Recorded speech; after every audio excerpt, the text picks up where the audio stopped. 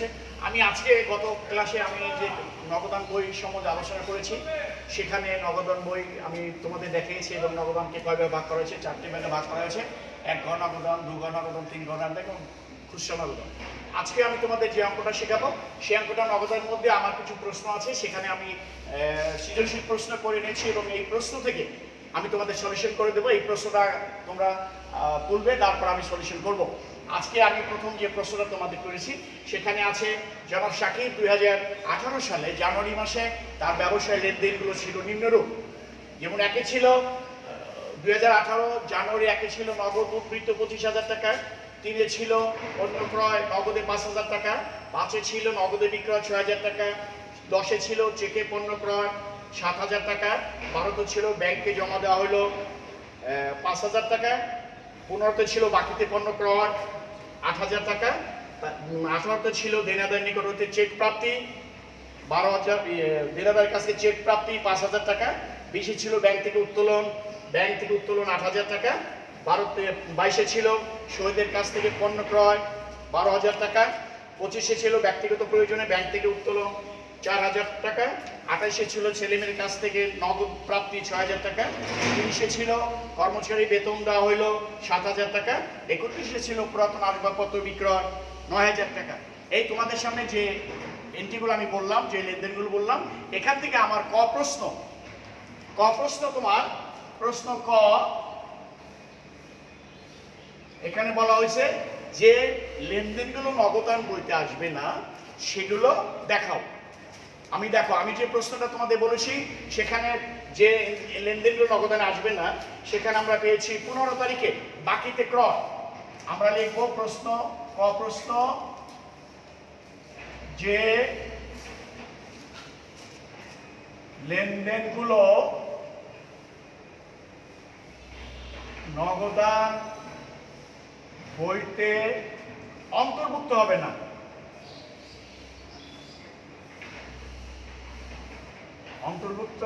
হবে না, তা দেখাও। এটা আমার প্রশ্ন ছিল। এখন উত্তর তোমরা নাও। উত্তর আমরা যে প্রশ্নটা পেয়েছি, সেখানে আমার 15 তারিখে দেখো লেখা আছে বাকিতে ক্রয়, 15 তারিখে লেখা আছে বাকিতে ক্রয়, বাকিতে ক্রয় 8,000 টাকা। এই এন্ট্রিটা নগদান বইতে অন্তর্ভুক্ত হবে না। আমরা জানি নগদান বইতে কখনো বাকি লেনদেন আসবে না, নগদান বইতে বাকি লেনদেন কখনো অন্তর্ভুক্ত হবে না। আমরা যে অঙ্কটা পেয়েছি, সেখানে আমরা 15 তারিখ পেয়েছি বাকিতে ক্রয়, এটা নগদান বইতে আসবে না। এরপরে আছে 22 তারিখে শহীদের কাছ থেকে পণ্য ক্রয়।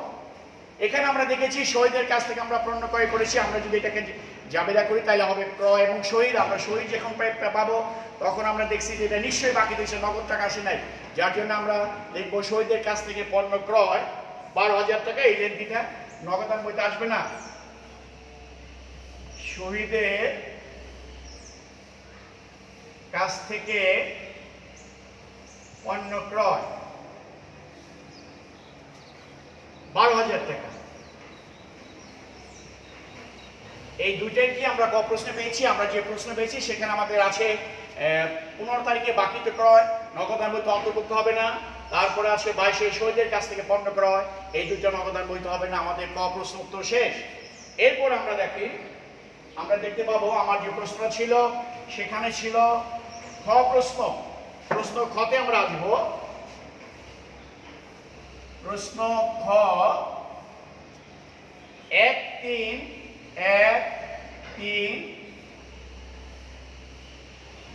10, 12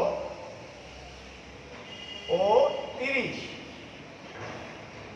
এই তারিখগুলো থেকে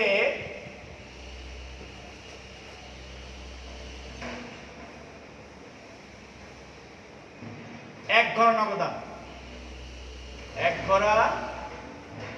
নগদান বই তৈরি করো। এটা আমার প্রশ্ন। দ্বিতীয় প্রশ্ন, খ প্রশ্ন 1, 3, 10, 12 ও 30 এই তারিখগুলো থেকে আমার এক ঘর নগদান প্রস্তুত করব। এখন আমি এক ঘর নগদান বই আমরা করার আগে আমরা জানবো, আমরা শিখেছি এক ঘর নগদান বইতে শুধু নগদ টাকায় এন্ট্রি হবে, বাকি কোনো আসবে না। কিন্তু এখানে একটা নিয়ম আছে, আমি একটা এন্ট্রি দিয়েছি। দেখো এই তারিখে 10 তারিখে লিখেছি চেকে পণ্য ক্রয়। এই চেকে পণ্য ক্রয় যখন আমরা করব, তখন আমরা নগদান বইতে কিভাবে এন্ট্রি করব? আমরা জানি যে নগদান বইতে শুধু নগদ টাকাটা আসবে, কিন্তু চেকে যখন হবে তখন আমি নগদান বইতে কিভাবে এন্ট্রি করব সেই নিয়মটাকে দেখো। চেকে পণ্য ক্রয়, চেকে পণ্য ক্রয় 7,000 টাকা। এইটা এক ঘর নগদানের নিয়ম হলো চেক সরাসরি আমরা ভাঙাতে পারবো না। আমরা কি করব? চেক নগদান বইতে চেকটাকে ক্যাশ ভাঙাইয়া ক্যাশে আনবো, তারপর আমি নগদান বইতে অন্তর্ভুক্ত করব।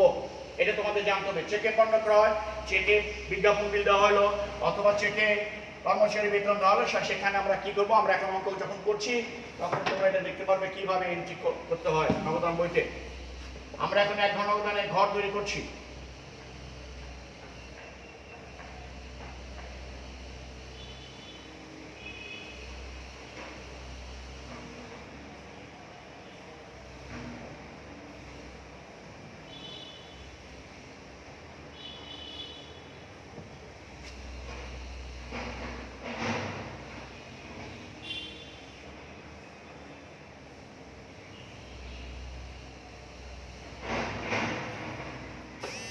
প্রথমে আমাদের আসবে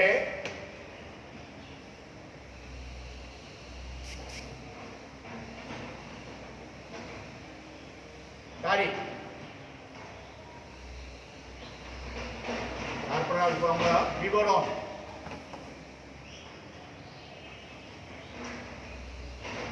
তারপরে আসবে খতিয়ান পৃষ্ঠা, তারপরে আসবে রসিদ নং, তারপরে আসবে টাকা, এরপরে আসবে তারিখ,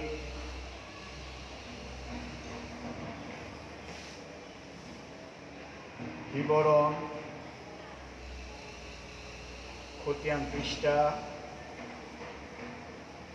ভাউচার নং, টাকা।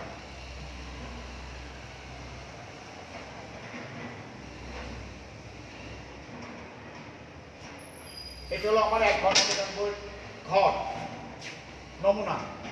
আমরা অঙ্ক করতেছি জনাব সাকিবের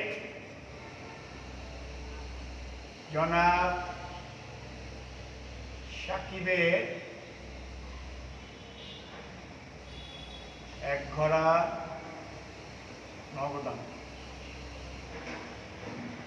বই। প্রথম আমরা ঘরে লিখব তারিখ, তারপর লিখব বিবরণ, তারপর লিখব খতিয়ান পৃষ্ঠা, আমি খ দিয়ে খতিয়ান পৃষ্ঠা, রসিদ নং, তারপর লিখব টাকা, তারপরে আবার যাবে তারিখ, বিবরণ,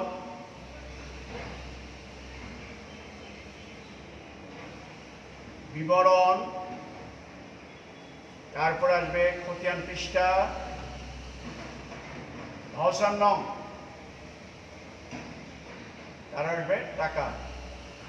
এটা ডেবিট ক্রেডিট পাস, এটা ডেবিট পাস। আমরা এখন শিখব যে নগদান বইতে খতিয়ান পৃষ্ঠা এবং রসিদ নং। আমরা যখন কোনো কিছু বিক্রি করি তখন আমরা কি করি? সেই যিনি আমার কাছ থেকে পণ্য বিক্রয়, মানে আমি যখন পণ্য বিক্রি করি তখন তাকে একটা রসিদ দিই। আর ভাউচার নং হলো যখন আমি কোনো কিছু ক্রয় করব, অবশ্যই তার কাছ থেকে আমি কি চাবো? আমরা একটা ভাউচার চাবো যে ভাই আমার ভাউচারটা কত হয়েছে দেন। আর আমি যখন কোনো কিছু বিক্রি করব তখন আমি তাকে বলবো যে ভাই আমাকে একটা, যার কাছে আমি পণ্য বিক্রি করবো সে আমার কাছ থেকে রসিদ পাবে। এখন দেখো এক ঘর নগদানে আমি কিছু তারিখে করেছি, লিমিট করেছি 1, 3, 10, 12 ও 30 তারিখের লেনদেনগুলো থেকে এক ঘর নগদান। আচ্ছা, এখন আমরা তারিখে বসাবো 2018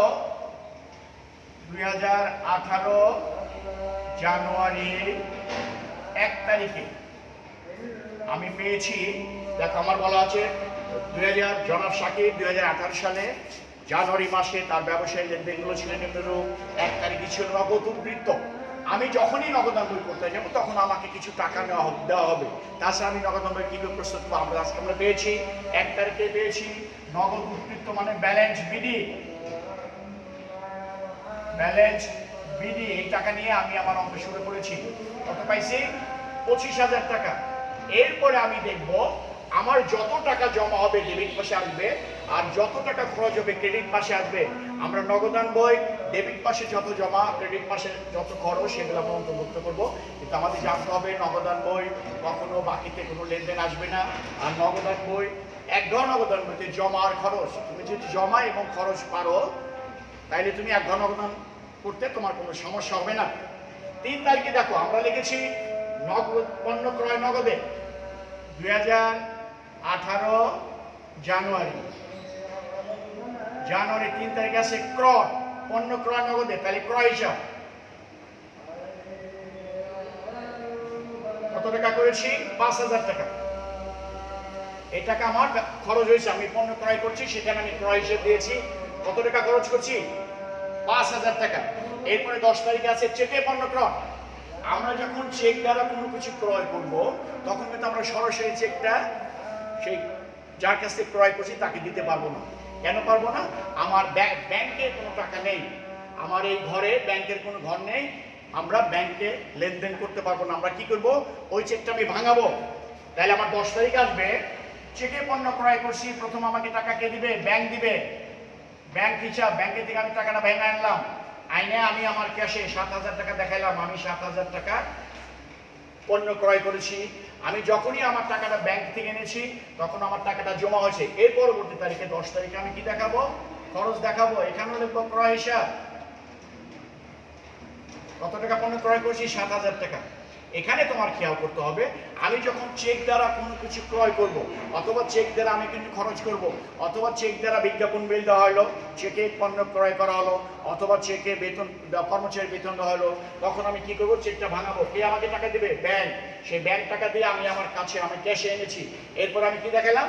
খরচ দেখালাম। এরপরে 12 তারিখে বলছে ব্যাংকে জমা দেওয়া হলো। আমরা জানি 12 তারিখে ব্যাংকে জমা দিয়েছে মানে টাকা খরচ হয়েছে, টাকা চলে গেছে। ব্যাংক হিসাব কত টাকা জমা দিছি? 5,000 টাকা। এরপরে দেখো এই 30 তারিখে কর্মচারীর বেতন দেওয়া হলো, এটাও আমার খরচ হয়েছে। আমি 30 তারিখে লিখবো বেতন হিসাব। বেতন হিসাব কত টাকা বেতন দিছি? বেতন দিছি 7,000 টাকা। এরপরে আছে পুরাতন আসবাবপত্র বিক্রয়। 30 তারিখ পর্যন্ত আমাদের শেষ, আর নাই। আমরা দিয়েছিলাম 1, 3, 10, 12, 30। 1, 3, 10, 12, 30 এই তারিখ থেকে আমরা এক ঘর নগদান প্রস্তুত করছি। এখন আমি দেখি আমার জমা কত আছে এবং খরচ কত হবে। আমার জমা আছে 32,000 টাকা। আমরা সবসময় জানবো নগদান বই সবসময় জমা বেশি হবে, জমার সেই খরচ বেশি হবে না। তাহলে আমার 32,000 টাকা জমা আছে। আমি দেখি খরচ কত করছি। 25 সাথে 32 খরচ করছি 12, আর পাশে 17, 17 সাথে 24। আমি জমা আমার ক্যাশে আছে 32,000 টাকা। আমি খরচ করছি 17 আর 24,000 টাকা। তাহলে আমার 32 থেকে 24 বাদ দিলে আমরা দেখব 32,000 থেকে আমরা কত হাজার বাদ দেব? 24,000 বাদ দেব। আমরা আমার ক্যাশ কত আছে? 6 আছে, 4 আছে, 12 হবে, 8 হলে আপনি আছে। তাহলে 8,000 টাকা আমার ব্যালেন্স। এই 8,000 টাকা আমি আমার কাছে উদ্বৃত্ত আছে, জমা আছে। আমি জানুয়ারি মাসে 31 তারিখে আমি কি লিখব? ব্যালেন্স সিডি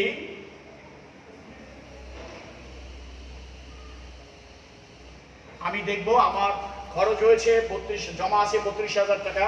32,000 খরচ করতে 24,000 টাকা। আমার ক্যাশ আছে এখন হাতে কত? 8,000 টাকা। এই টাকাটা আমি যে মাসে করছি সেই মাসে বের করব। পরবর্তী মাস কি মাস? ফেব্রুয়ারি মাস। ফেব্রুয়ারি মাসে 1 তারিখে আমি দেখাবো ব্যালেন্স বিডি কত টাকা আমার হাতে আছে? 8,000 টাকা। তাহলে আমি এখন বলবো যে আমার এক ঘর নগদানে আমার ব্যালেন্স কত বের হলো? 8,000 টাকা। পরবর্তী মাসের 1 তারিখে আমি দেখেছি, ফেব্রুয়ারি 1 তারিখে আমি লিখেছি ব্যালেন্স বিডি কত টাকা? 8,000 টাকা। আমি আবার বলি, এক ঘর নগদানে শুধু জমার খরচ আর কিছু না, কিন্তু আমাদের জানতে হবে এক ঘর নগদানে চেক দ্বারা কোনো কিছু পরিশোধ করা হলে অথবা চেক দ্বারা কোনো কিছু করা হলে সেটা এক ঘর নগদানে দুই দিকে যাবে, ডেবিট পাশে ব্যাংক, ক্রেডিট পাশে খরচ। আর যে একটা এন্ট্রি শুধু আছে যেটা তোমাদের জানা প্রয়োজন, সেটা হলো চেক দ্বারা কোনো কিছু ক্রয় করা হলে তারা এক ঘর নগদান বই ডেবিট পাশে ব্যাংক, ক্রেডিট পাশে তুমি যে খাতে খরচ করবে সেই খাতটা শিখবে। এই 32,000 টাকা আমার জমা আছে, আমি খরচ করেছি 10, 17, 24,000 টাকা। আমার এখন হাতে আছে কত? 8,000 টাকা। আমি পরবর্তী মাসে একটাকে দেখালাম আমার হাতে 8,000 টাকা আছে। এক ঘর নগদান বই আমাদের শেষ। এরপরে আমার প্রশ্ন আছে 2 ঘর নগদান। এক ঘর নগদান বই আমরা শেষ করলাম, আমাদের ব্যালেন্স বেরোলো কত? 8,000 টাকা।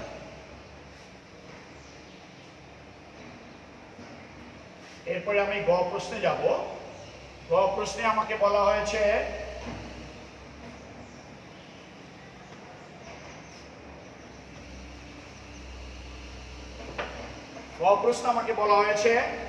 প্রশ্ন গ, এখানে বলা হয়েছে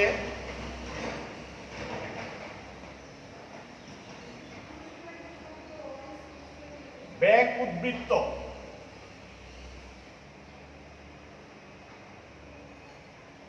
ব্যাংক উদ্বৃত্ত 30,000 টাকা ধরে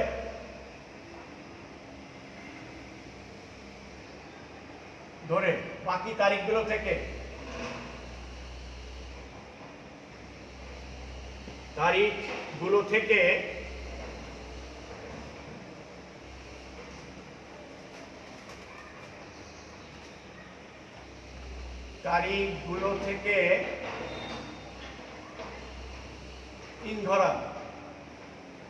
দু ঘর নগদান। আমরা প্রশ্নে পেয়েছি 2 ঘর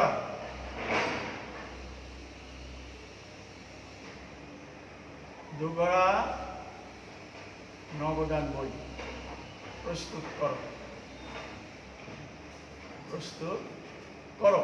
আমার গ প্রশ্ন, আমরা যে প্রশ্নটা পেয়েছি সেখানে আমাদের এই এক ঘরে যে তারিখগুলো গেছে এই তারিখগুলো বাদ দিয়ে আমরা বাকি তারিখগুলো থেকে 2 ঘর নগদান বই প্রস্তুত করবো। কিন্তু আমাদের জানতে হবে আমরা যখন 2 ঘর নগদান বই প্রস্তুত করব তখন আমাকে 1 তারিখে যে ব্যালেন্সটা দেওয়া আছে সেই ব্যালেন্সটা যাবে। এবং আমি গ প্রশ্নে যখন উল্লেখ করেছি ব্যাংক উদ্বৃত্ত 30,000 টাকা ধরে বাকি তারিখগুলো থেকে 2 ঘর নগদান, তখন আমরা এই 1 তারিখে যে ব্যালেন্সটা আছে 25,000 টাকা এবং ব্যাংক উদ্বৃত্ত কত হয়েছে 30,000 টাকা, এটা আমরা নেব। তার আগে আমার জানতে হবে 2 ঘর নগদান বই যখন আমি করব তখন আমার কাছে 2টা এন্ট্রি আসবে। একটা এন্ট্রি 1 নম্বর আসবে ব্যাংক থেকে উত্তোলন,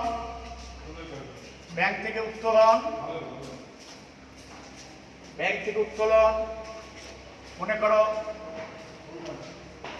ব্যাংক থেকে উত্তোলন এখানে আছে 5,000 টাকা।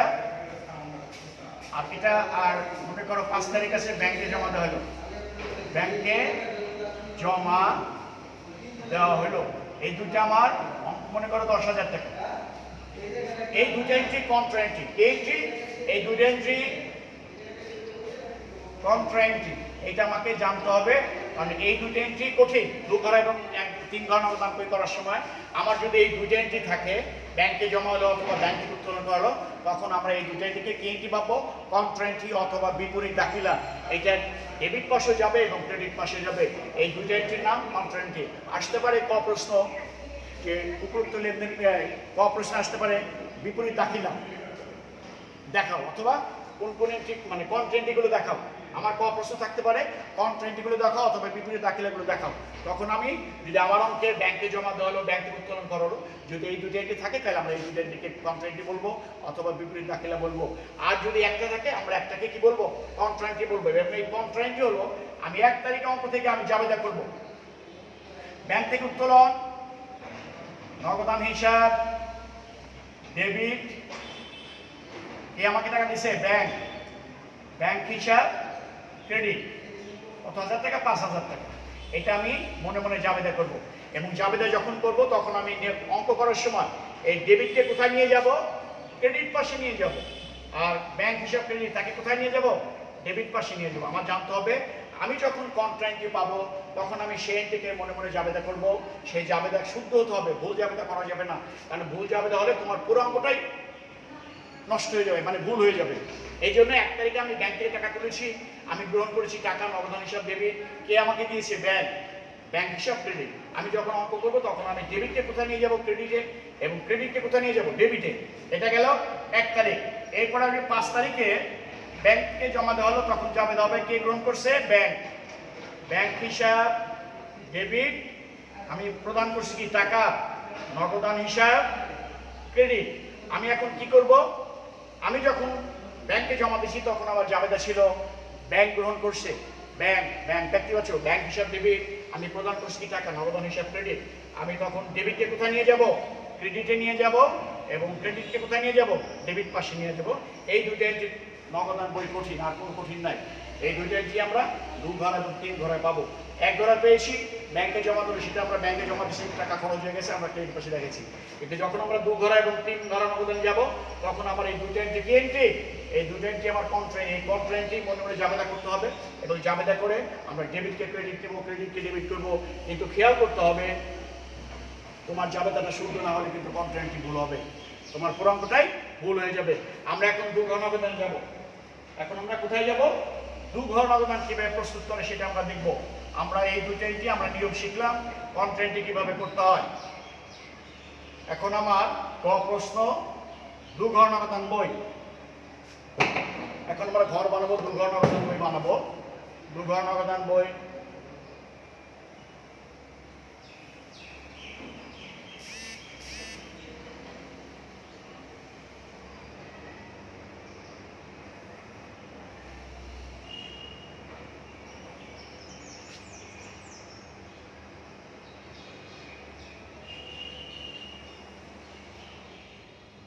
এখানে আমাদের 1 ঘরের সাথে শুধু একটা এন্ট্রি বাড়বে, সেটা হলো ব্যাংক।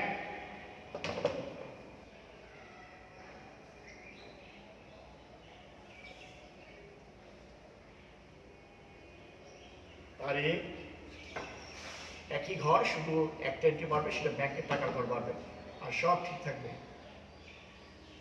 বিবরণ, খতিয়ান পৃষ্ঠা, রসিদ নং, নগদ টাকা, ব্যাংক টাকা। আবার আমরা যাব তারিখ,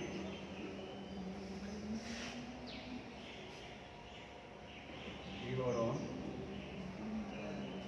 খতিয়ান পৃষ্ঠা, আহ্বান নং,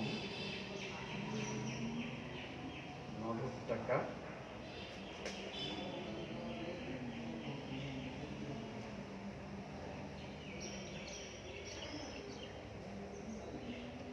ব্যাংক টাকা।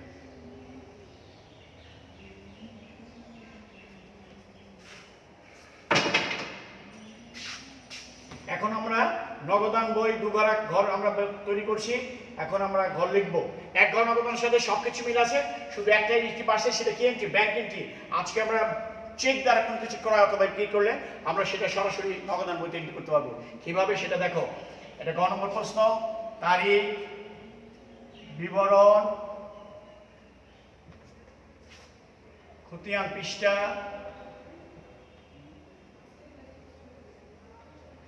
রসিদ নং,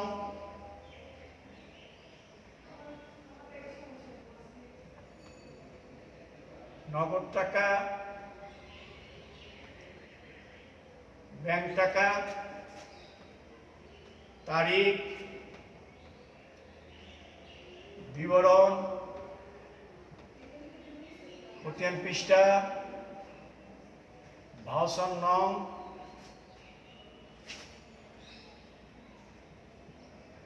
নগদ টাকা, ব্যাংক টাকা, ক্রেডিট পাস, ডেবিট পাস। আর অঙ্ক জনাব সাকিবের। জনাব সাকিবের 2 ঘরা নগদান বই। আমরা 1 ঘরা যা পেয়েছি, 2 ঘরা শুধু একটা এন্ট্রি বাড়ছে, সেটা কি? ব্যাংক। আজকে আমি জানবো যে আজকে এই 2 ঘর নগদানে চেক দ্বারা কোনো কিছু ক্রয় অথবা চেকে কিছু পাওয়া যায়, যেমন চেকে পণ্য বিক্রয়, চেকে ক্রয়। আজকে আমরা এই ঘরে এন্ট্রি করতে পারবো, সেটা তোমরা দেখো কিভাবে করতে হয়। আমার অঙ্কে বলা আছে বাকি তারিখগুলো থেকে আমরা 2018 কি মাস, জানুয়ারি 1 তারিখে আমার নগদ উদ্বৃত্ত আছে 25,000 টাকা। এটাকে আমরা লিখবো ব্যালেন্স বিডি, যে টাকা নিয়ে আমরা শুরু করছি। ব্যালেন্স বিডি নগদ নিছি 25,000 টাকা, আর ব্যাংকে নিছি কত, 30,000 টাকা। এই টাকা আমার জমা আছে।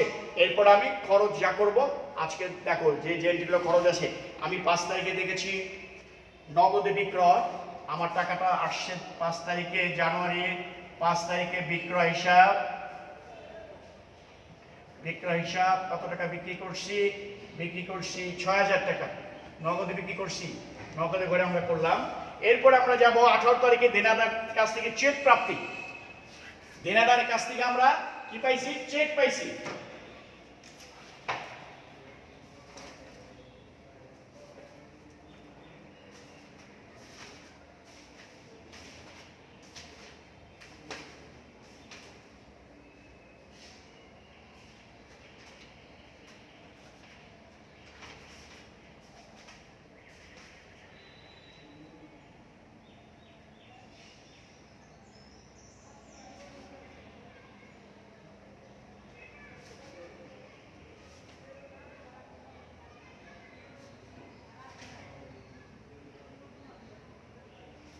দেনাদারের কাছ থেকে আমরা চেক পেয়েছি, সেটা আমরা কয় থেকে দেখছি, 18 তারিখে আমি টাকা পাইছি দেনাদারের কাছ থেকে।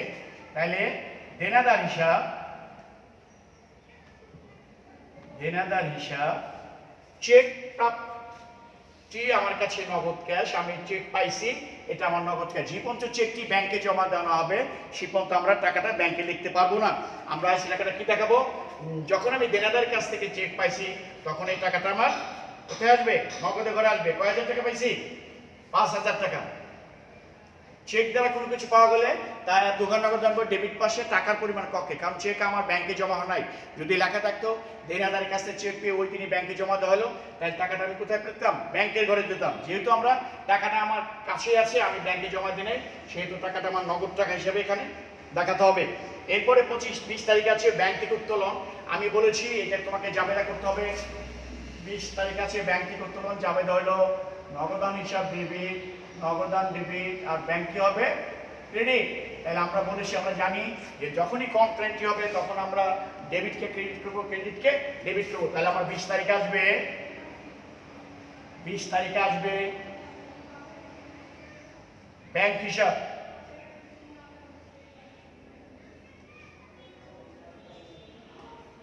আছে ডেবিট, যাবে ক্রেডিট পাশে, আছে ক্রেডিট, আসবে ডেবিট পাশে। তাহলে ব্যাংক হিসাব কতে কন্ট্রা টাকা কত, 8,000 টাকা। টাকাটা বিপরীত দিকে, আমরা জানি কন্ট্রা এন্ট্রি যখন আমরা করব তখন টাকাটা কোন দিকে আসবে, ব্যাংক, টাকা নগদে, নগদান টাকা ব্যাংকে। 2018 জানুয়ারি 20 তারিখে আসবে নগদান হিসাব কতে কন্ট্রা এন্ট্রি, নগদান টাকা দেবে ব্যাংকে, 8,000 টাকা। আমরা যখন কন্ট্রা এন্ট্রি করব তখন আমরা ডেবিটকে ক্রেডিট করব, ক্রেডিটকে ডেবিট করব, এবং টাকাটা ব্যাংক হলে টাকা নগদে, নগদান হলে টাকা ব্যাংকে। এরপর আছে ব্যক্তিগত প্রয়োজনে ব্যাংক থেকে উত্তোলন। আমরা ব্যক্তিগত প্রয়োজন আমি একটু আলোচনা করি। আমি যখন আমার প্রয়োজনে কারবার থেকে টাকা নেব, সেই টাকাটা আমরা কি পাবো, খরচ। এবং কার জন্য, আমার জন্য। আমি যখন আমার জন্য কোনো টাকা নেব, আমি আমার ছেলের কলেজে বেতন দিতে পারি, আমি আমার মেয়ের স্কুলে বেতন দিতে পারি, আমি আমার বাড়ির জন্য কাঁচা বাজার করতে পারি। সেই ক্ষেত্রে আমরা কি দেখাবো, আমি যখন আমার প্রয়োজন টাকা নেব তখন সেটা খরচ হিসেবে উল্লেখ করতে হবে, এবং সেখানে লিখতে হবে উত্তোলন। 25 তারিখে আমি আমার জন্য ব্যাংকে থেকে টাকা নিছি, এটা লিখবো উত্তোলন। এই উত্তোলন দেখে আমরা বুঝতে পারবো যে আমরা কার জন্য টাকা নিছি, আমার জন্য নিছি। কত টাকা নিছি ব্যাংকে থেকে, 4,000 টাকা আমি ব্যাংকে থেকে নিছি। লেখা আছে ব্যক্তিগত প্রয়োজনে ব্যাংক থেকে উত্তোলন। এটা আমরা যেহেতু আমি আমার জন্য নিছি, আমি যখন নেব তখন সবসময় কি লিখতে হবে, উত্তোলন লিখতে হবে। উত্তোলন টাকা করতে নিছি, ব্যাংকে থেকে নিচ্ছি। এরপরে আছে সেলিমের কাছ থেকে নগদ প্রাপ্তি। 28 তারিখে সেলিম হিসাব, সেলিম হিসাব টাকা কত পাইছি ৬০০০ টাকা নগদ পাইছি ৬০০০ টাকা। তারপরে ৩১ আছে পুরাতন আসবাবপত্র বিক্রয়, আমরা ৩১ তারিখে লিখবো বিক্রয় হিসাব কত টাকা পাইছি পুরাতন বিক্রয় ৯০০০ টাকা, ৯০০০ টাকা পাইছি। আমরা আজকে দেখলাম যে আজকে আমার এই অঙ্কে আমি কোনো খরচ করিনি, আমার জমা আছে, শুধু ব্যাংকের মাধ্যমে আমি কিছু টাকা খরচ করেছি, সেই টাকা আমরা ব্যাংকে করে লিখেছি। এখন আমরা কি বের করব? ব্যালেন্স বের করব। আমি দেখি আমার নগদ এবং ব্যাংক কত টাকা জমা আছে আর কত টাকা খরচ করেছি। আমার ব্যাংকে আছে 25, 31, 36, 36, 44, 50, 59,000 টাকা। আর ব্যাংকে আমার আছে কত? 30,000 টাকা। আমি 59,000 টাকা আমার জমা আছে, আমি এই মাসে কোনো খরচ করি নাই। আর ব্যাংকে আছে 30,000 টাকা।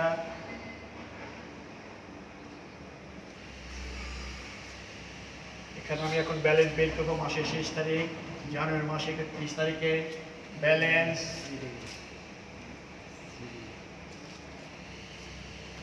সিডি আমার হাতে আছে 59,000 টাকা। আর ব্যাংকে 12,000 টাকা খরচ করলে থাকে 18,000 টাকা। 18,000 টাকা আমার ব্যাংকে আছে। আমি দেখবো যে আমার আজকের অঙ্কে আমি যে অঙ্ক করেছি সে অঙ্কে আমার জমা আছে, খরচ কোনো নাই। আজকে আমরা খরচ করি নেই মাসে, যার জন্য আমার ওই জমা টাকাটাই ব্যালেন্স দেখাইছি। এরপরে আমি ব্যাংকে জমা আছে 30, আমি খরচ করছি 12, আমার হাতে আছে 18,000 টাকা। এটা আমরা মাসের শেষে বের করেছি। এই ব্যালেন্সটাই পরবর্তী মাস কি মাস? ফেব্রুয়ারি মাসে 1 তারিখে আমি দেখাবো ব্যালেন্স বিডি। আমার হাতে আছে 59,000 টাকা, খরচ করছি 18,000 টাকা। আমি একটা সৃজনশীল প্রশ্ন, প্রথম প্রশ্ন ছিল যে যেগুলো নগদানবিতে আসবে না সেটা আমি দেখাইছি। আমার খতে প্রশ্ন ছিল যে তারিখ ইন্ডিকেট করছিলাম, সেই তারিখ থেকে 1 ঘর নগদান। এরপরে ছিল যে ব্যাংক উদ্বৃত্তি এত টাকা দেওয়াকে বাকি তারিখগুলো থেকে 2 ঘরা, আমরা সেই বাকি তারিখগুলো থেকে আমরা 2 ঘরা আমরা প্রস্তুত করছি। আজকে আমরা দেখেছি আমাদের কোনো খরচ হয়নি, শুধু ব্যাংকের মাধ্যমে আমরা 12,000 টাকা খরচ করেছি, আমার ব্যালেন্স 18,000 টাকা আছে। হ্যাঁ, কিন্তু আবারও আমি তোমাদের বলি, তোমরা যখনই নগদানবী করবে তখন প্রত্যেকটা এন্ট্রি ভালো করে পড়ে বুঝে তারপর, কারণ আমি যখন 25 তারিখে যে লেনদেনটা পেয়েছি সেখানে বলা ছিল ব্যক্তিগত প্রয়োজনে ব্যাংক থেকে উত্তোলন। আমি কিন্তু ব্যক্তিগত প্রয়োজনে ব্যাংক থেকে যখন উত্তোলন করছি তখন কার জন্য? আমার জন্য, যার জন্য খরচ দেখেছি। যদি বলা থাকতো কারবারের জন্য ব্যাংক থেকে উত্তোলন, সেখানে কন্ট্রা হইতো। আমি দেখেছি 20 তারিখে দেখো লেখা আছে ব্যাংক থেকে উত্তোলন, সেখানে আমরা কন্ট্রা পেয়েছি, সেটাকে কন্ট্রা এন্ট্রি করছি। কিন্তু যখন আমি আমার প্রয়োজন টাকা নেব, সেটা হতে পারে ব্যক্তিগত প্রয়োজন ব্যাংক থেকে উত্তোলন, ছেলের কলেজে বেতন দেওয়া হলো, হতে পারে মেয়ের স্কুলে বেতন দেওয়া হলো, হতে পারে বাড়ি কাঁচা মাজা করালো, সেখানে আমি সেটা কি লিখবো? আমি যখন আমার প্রয়োজন টাকা নেব তখন সেটা উত্তোলনে আসবে, এবং উত্তোলন হিসাবে যদি আমি নগদ দিই নগদ, আর যদি ব্যাংকের মাধ্যমে নিই ব্যাংকের মাধ্যমে। ঠিক আছে, ধন্যবাদ, সবাই ভালো থেকো, আর অঙ্কটা দেখো ভালো করে।